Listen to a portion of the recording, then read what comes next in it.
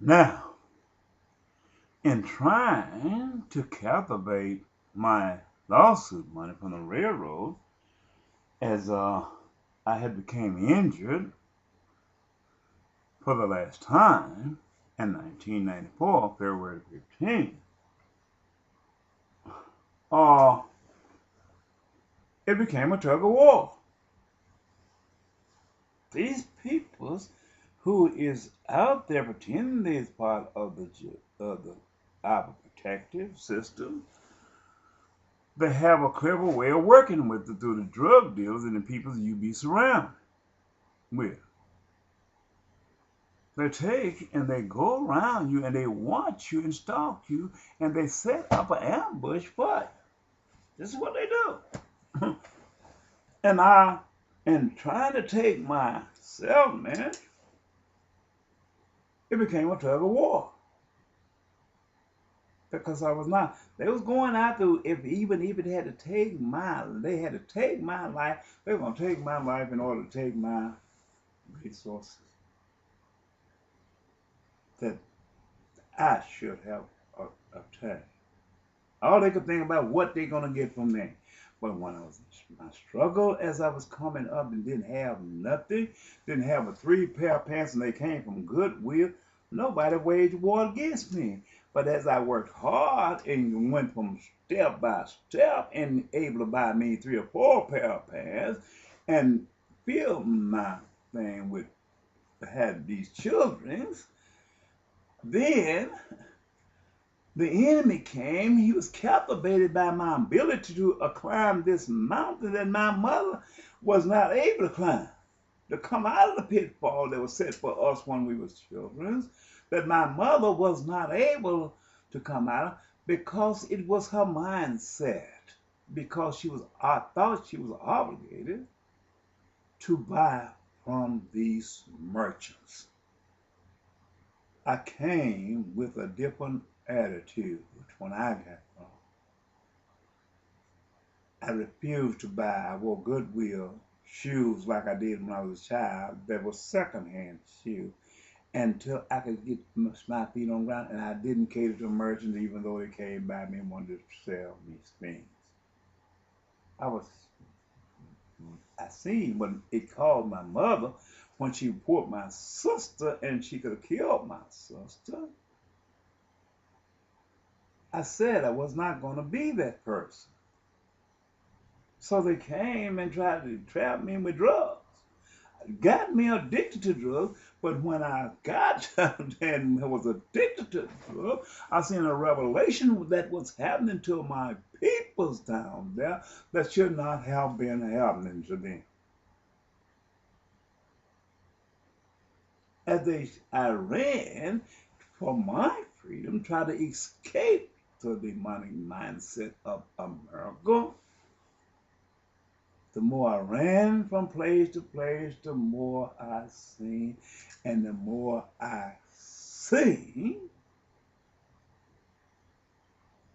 the more my soul became torn from my body. It became ripped out. Pain and agony. I didn't care about myself no more. There was a fight that needed to be fought and a victory that needed to be gained because this evil man that's up on the face of the earth called Antichrist, he's working miracles before us and we see him and we don't understand what we see. He's speaking lies against us, yet we hear, but we perceive not what we're hearing because our mindset is based on our own ignorance, just like my mother's was. All she knew was work, work, work, and sleep at the end of the day, and keep climbing up out of the ditch where they dug for her, and she never resurfaced. It's one thing to live in Christ and to die in Christ. But it's another thing when you become victimized by your own ignorance and with having eyes to see and not see, having ears to hear, and yet you can't hear what's said before you or what is said before you. We have to understand these things. It's not who we are. It's what we are. We're supposed to understand these things and stop this Antichrist in his settings.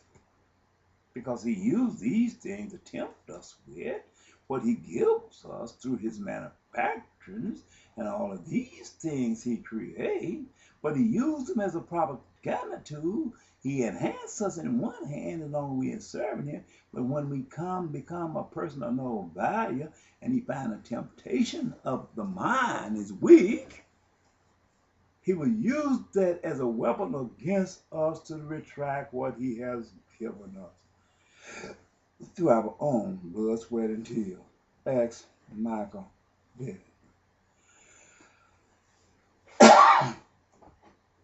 You don't know what it is.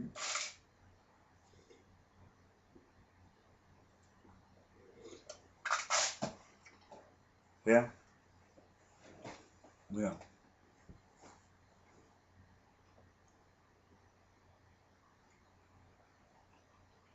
I refuse to serve him. So, my wife never gave me a correct glass, but it was delivered, and the idea came from since mine. Why?